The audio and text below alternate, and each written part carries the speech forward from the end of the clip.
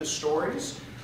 Growing up, it was not easy. I want you to listen carefully to his story. It's really amazing. She met him, and he continued his educational opportunities. He continued his college path. It brought him to Utah, which is a miracle on earth that he's here.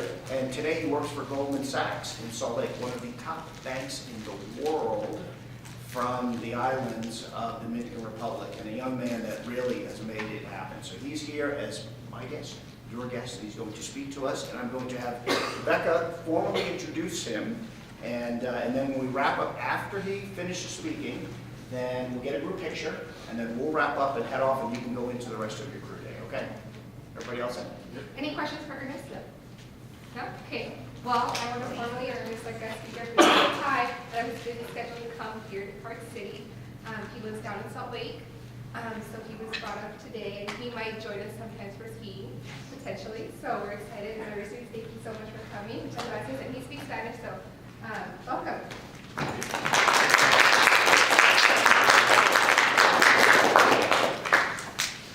Good morning, everybody. My name is Aristides, but I go by Aris, if that's easier for any of you.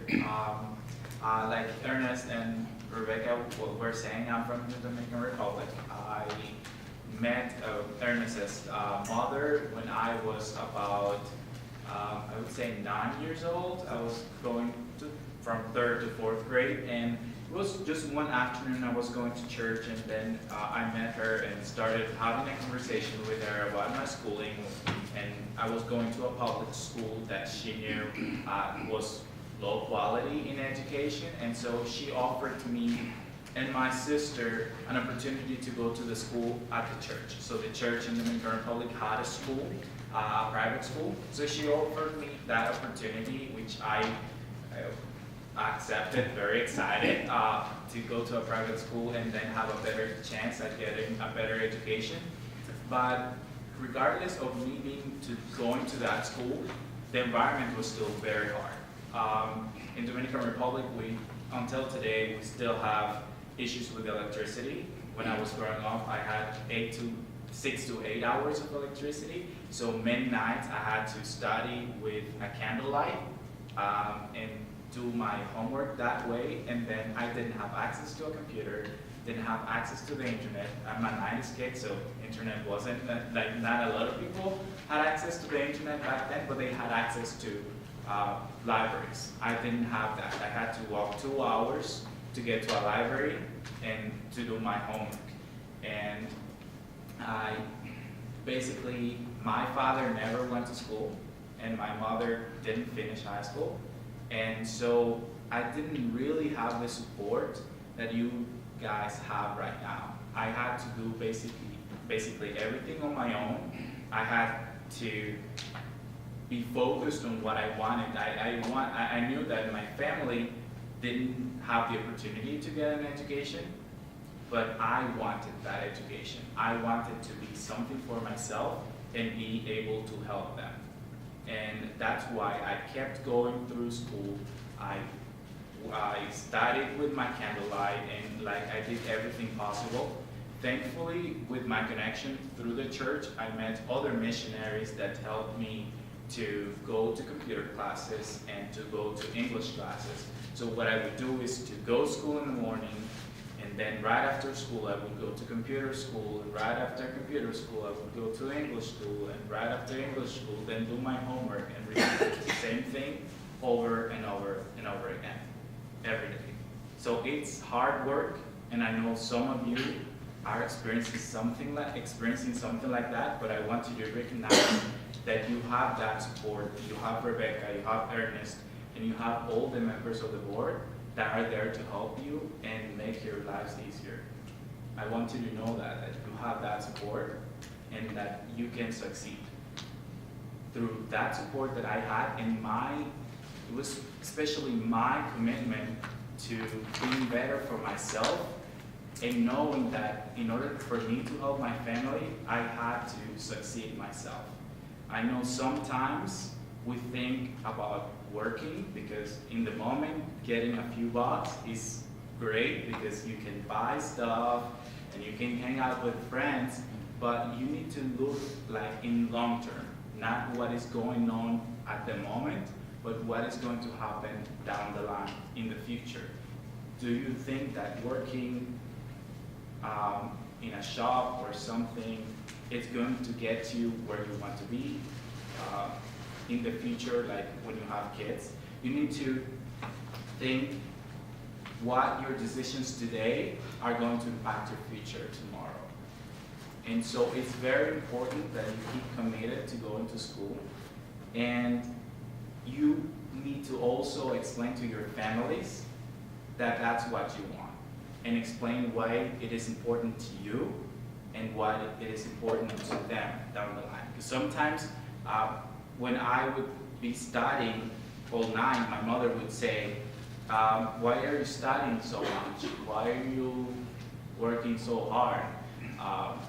Other kids your age are not doing what you're doing. And you might see that in terms of other people, maybe not your parents, but other people questioning what you're doing and why you're working so hard, and why maybe instead of hanging out with friends more often, you just hang out with friends just for some time, and other time you're doing homework, you're practicing sports, tennis with Ernest, or doing ski programs, or coming to meetings with Rebecca, and like meetings like this. You could be doing something else, and I'm very glad to see you all here. But it's important that you keep committed and keep know in your heart that what you're doing is with a purpose, and that purpose is going to bring you very far. Through my hard work when I was in Dominican Republic, I was able to get a scholarship for college in Dominican Republic for 2 years, and then I transferred to New York for another school. It was a public school, but you still have to pay for it. And I was able to get full tuition, full room and board, and I didn't pay a thing while I was there. And that was because instead of doing other things that my friends were doing and just having fun, I was studying and I was working hard towards what I wanted. And then after I graduated from college, I also went to graduate school here in Logan, Utah, so about 2 hours away from here, and I did my master's degree in economics and finance, and I didn't pay a thing either. So I have not ever paid for school, and that is because I worked hard. And so I know that for some of you, paying for college is a concern, but I want to let you know that if you work hard, if you're committed to having a better future for you and your family, there are options, there are opportunities out there to get funding for your college, get scholarships, and I know Rebecca is a great help for you to let you know what those opportunities are. And at any time, if you have questions, you can ask me about how you can get to that point. But it's very important that you all guys know that you shouldn't see funding for college as a stop sign for you. Okay, I can't do this. There are options, there are opportunities, and there are lots of people who want to help you and make you be the better you can be for yourselves. Rebecca also wanted me to talk a little bit about once you're in college, how do you succeed? It's like, it doesn't stop there. It's not just getting to college and everything is gonna be great. In your life, you're gonna have challenges every day. You're gonna have situations that may bring you down, and it's important to have friends. So I was saying before that it's not that you're not gonna hang out with friends, it's that you need to know that those friends are going to make you better. It's going to elevate you. It's not friends that are going to tell you, oh, why are you going to school? It's that you need to build relationships that are going to help you, and like you're push yourself together, like forward. You're moving forward with your friends, and those friends create like a positive environment for you guys to be the better you can be for yourselves. And when you're in college, it's important to also, and while you're in high school, to have friends from all different backgrounds. It's important to not only stay within, it's great that you guys are friends and know each other, but you should probably also have friends from all different backgrounds, because that's important down the line. You need to be able to feel comfortable wherever you are. When I came from Dominican Republic to the US, I didn't know anybody, and one of the things that helped me was my willingness to open myself to be friends with everybody, get to know people from all different backgrounds and understand how they are different and how am I different in some ways and how we are alike, how we share certain aspects of how we think and how others think, and that shapes your mind in terms of how you see the world and how the difference that others people have can help you understand how to work with them and how to work with other people down the line. In the line of work that I am in, relationships are so important because I have to deal with people every day, and they are from different parts of the country, different parts of the world, in different time zones, and I need to be able to be open and understand them. And I was able to do that because in college I met everybody, I was friends with everybody, and I think that's very, very important to branch out, have friends from friends across the street, friends from everybody, but it's important to also recognize that your friendships should be targeted towards something positive, something that is going to elevate you and is going to elevate them. I'm going to just wrap up saying that the road to success is not easy. It's really hard, but you can do it. You can all do it, and you have the support you need. And I'm pretty sure that if you reach out to any of the people in the world, they would be more than happy to help you, even now when you're in college and when you're trying to get a job afterwards. I think that support is going to continue, and I hope that sometime in the future you are going to be the person that is sitting in front of other kids and trying to inspire them and telling them that although the work is hard at the moment, it really pays off. The sacrifice you're putting in today, it will pay off in the future. I guarantee you that. Okay. So I wanted to know if you have any questions for me or anything you want to learn about me. Yes. Could you talk a little bit about how you got from college to Goldman Sachs? And what Ernest said earlier, Goldman Sachs, for those who haven't heard of it, is one of the absolute greatest companies on the planet. Yeah. And, just a wonderful track record. And a lot of people try to work there, and not very many people get the opportunity to work there. Yeah. So definitely working at Goldman Sachs, it's absolutely amazing. But let me just tell you how I got there. So I finished college in New York, and I thought I wanted an academic career. So I went to Utah and I did economics. And so I was going through my economics classes, and then Goldman Sachs was recruiting at Utah State, and that's how I learned about them. When I was in New York, I just thought that this amazing bank, I'm not gonna get there ever because it's just the smartest people that go to that bank. I'm not gonna get there, so I didn't even try to think about those banks in Wall Street. But then I came to Utah and knew that and learned that they were recruiting, and I got to going back to relationships. I spoke with Eric Tenets through Ernest, and learned about the company, how they recruit, and what they're looking for in people. And then I spoke with other alumni from my school that work there. So it goes back to those relationships. You need to be able to not be afraid to ask people and learn about other things and other people. But it goes back to the academics. Goldman Sachs only hires people that are smart and are going to do the job. The interview process is really, really tough. They will ask you about many different things. They don't hire people because of because of the degree, but because of your character. And that is what they're gonna test. And your character includes how good you are in school, because they are going to look at the GPA, and they receive thousands and thousands of resumes, and then they look at the GPA. The first thing is that they're gonna look at the GPA and start throwing resumes away, because the GPA tells them, is this person able to do the hard work that it requires? Will you put in the effort?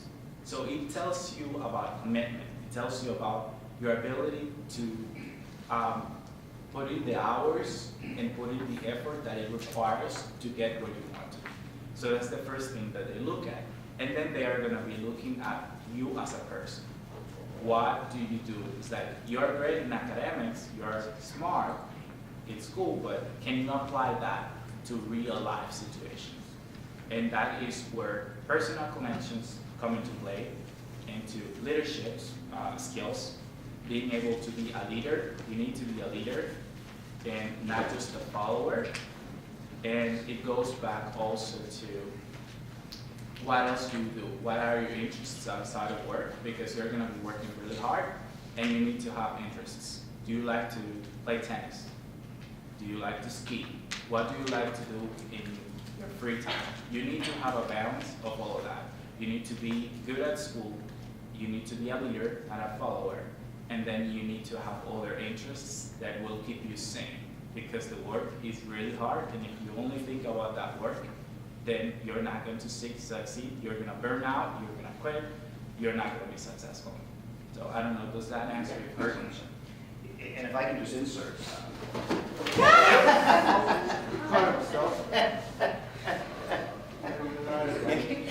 If I can just insert. Yes, I'm okay. Aristides is actually the second person that is working at Goldman Sachs that I have worked with behind the scenes, because the work that I did with Aristides was resume, LinkedIn, interviewing, follow-up, negotiations, recruiters, and all of those things. And along the way, some of the things that we're going to start to do are during the summers is to talk about shadowing. Okay, shadowing opportunities that will give you the opportunity to learn about businesses and companies and organizations that will give you experience in the community. And those are the things you do during the summer times that expand your business career opportunity. The other piece is that we're going to also do some business tours that will give you exposure and visibility as well. Okay? So excellent question on that. Additional questions for Aristides? Coming down the line? Yep. Yep. What school did you go to in New York? I went to the State University of New York, which is it's like Utah State and the University of Utah, but instead of having like 2 or 3 big universities in the state, New York has a system of 64 universities, and those universities are big campuses, about 4 big campuses, and then other satellite campuses. And the one that I went to was Farmingdale, which is in Long Island, about an hour away from New York City. And that school was targeted towards technology. And it was school for engineering and for business. So that was their focus, and I was in the business school doing applied economics there. Yeah. So you said that you were by yourself all the time. Do you have any support, any people that inspire you besides his mother? Yeah, absolutely. So I had friends all the way through high school. I was alone in terms of my path into what I wanted, and like following that path, I was alone. But I had friends, and I had other people around me. There was another missionary that I would go after work, after school, for questions about studying in the U.S. And then I had the support from this other person that was helping me with computer classes and English classes. So I had support from other people besides Doris, that has always been like my grandmother. And yeah, so it's important to have that support, because I couldn't have done it alone.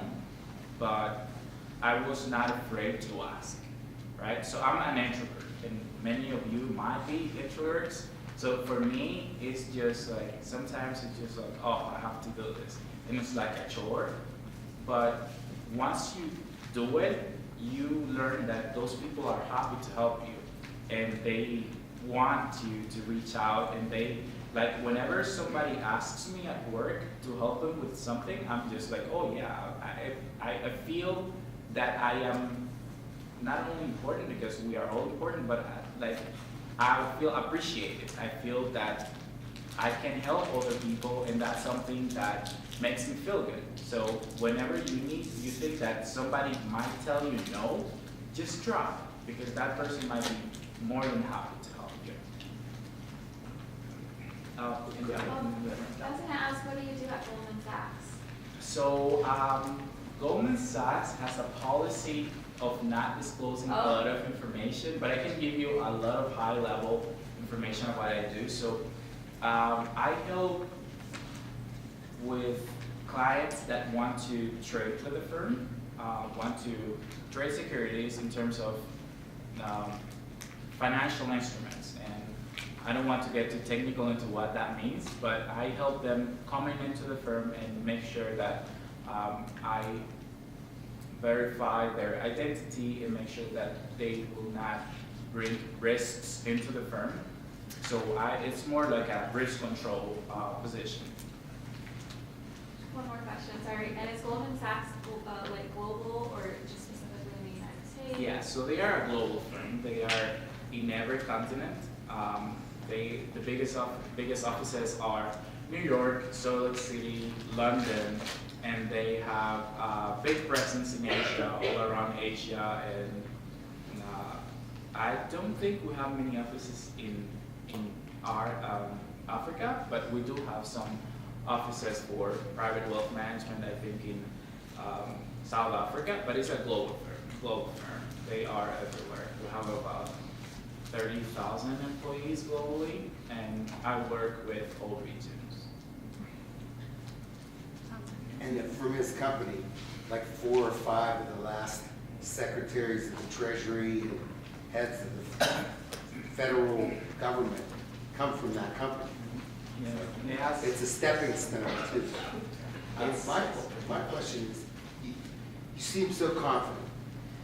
Could you take us back to a time when you weren't as confident, and what were some of the things you went through, or one of the things you went through that you fought through to get you this focus? That's a great question. It's really surprising to me that you see that I'm very confident. For the most part, I'm a person that is, like I said, I'm very introvert, and I don't like to be the center of attention at all.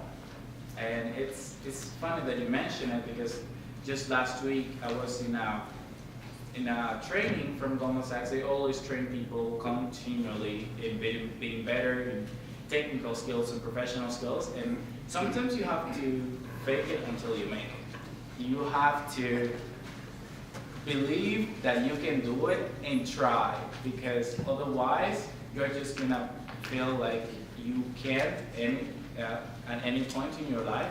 And you just have to try to do things and not be afraid. I think in college was when I first realized that I cannot be just in the corner and not speak up for myself.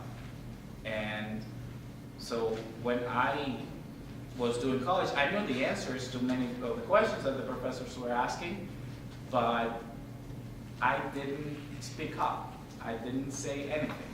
And so I took a class in public speaking, and that class helped me into how to organize my speeches and how to speak about things that I thought were important, and to raise my voice and speak up and try.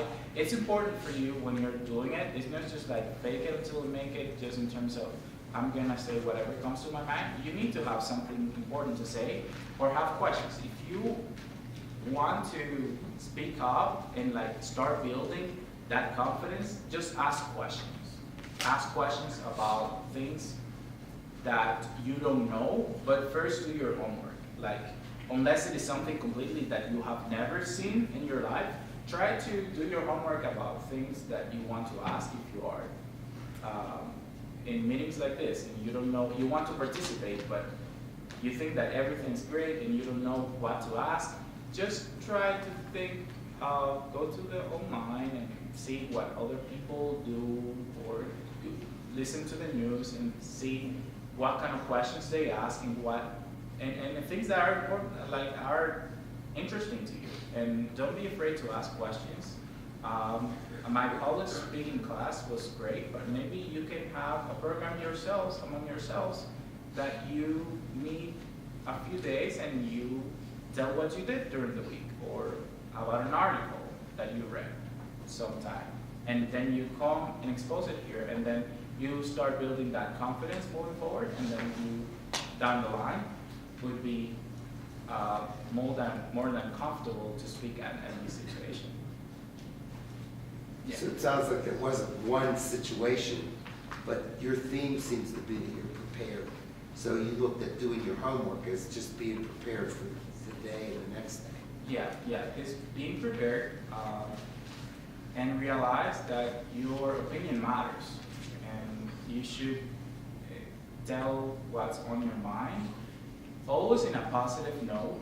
It's important to not to speak in a negative note, and although you might feel like, oh, this is not so great, it's important to articulate yourself in a way that is positive and let people understand why it is important to you. It's going back to what I was saying before about your families.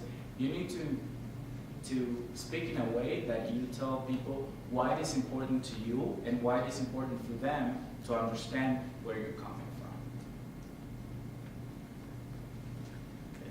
Yeah.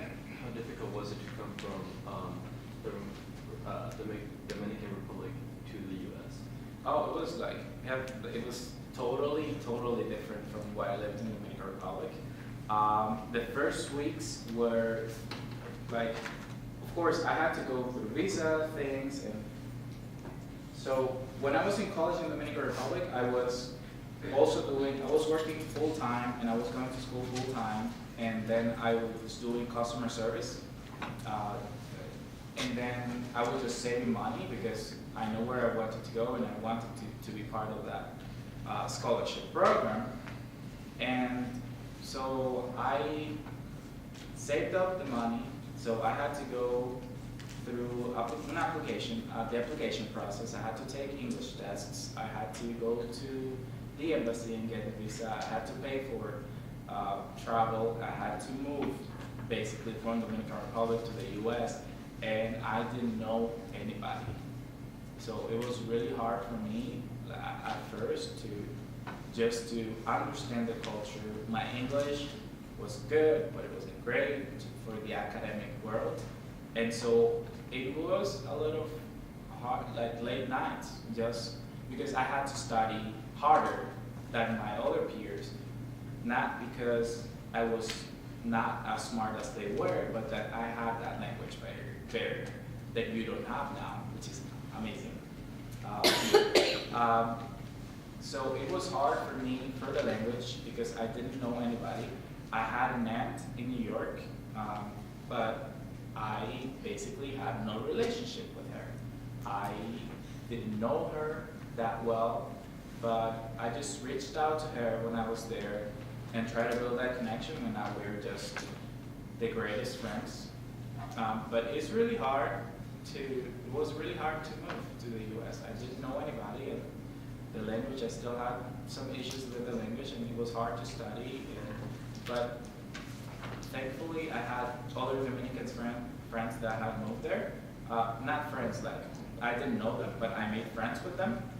So I think that made it easier. It's important for you to have those friends. It's friends who will keep you sane. That's having an extracurricular activity will make you sane, because it gets pretty hard, and if you're just lonely, it gets even harder.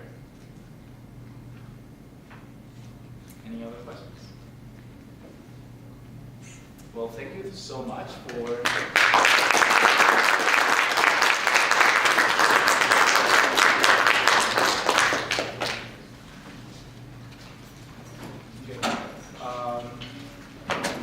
Soy en español, todos hablan español de ustedes, ¿verdad?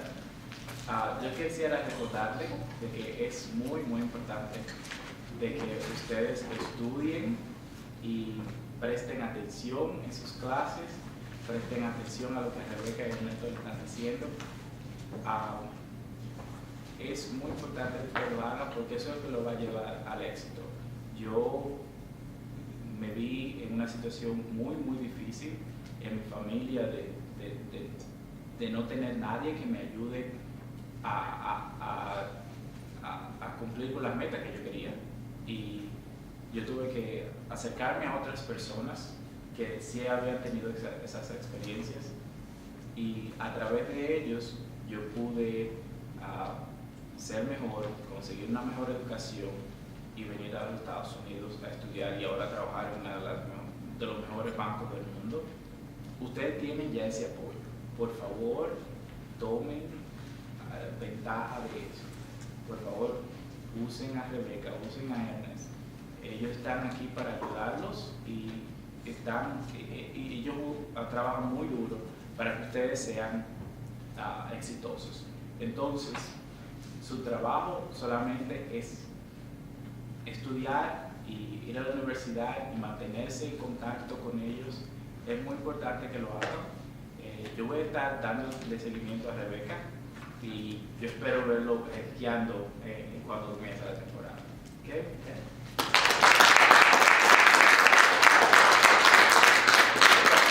So, just before we wrap up, we want a quick picture with Aristides, so if everyone can come down for a quick picture, maybe in front here. Yeah, well, by the way, you might even be in the newspaper again. Come on down. All right. Just the kiddos, and we'll get Aristides, and we'll get to that. Give your camera. I want you to go. I want you to go. Everybody come down.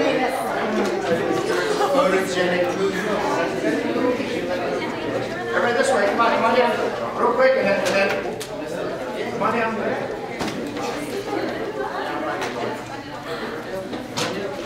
A little taller across the back. A little taller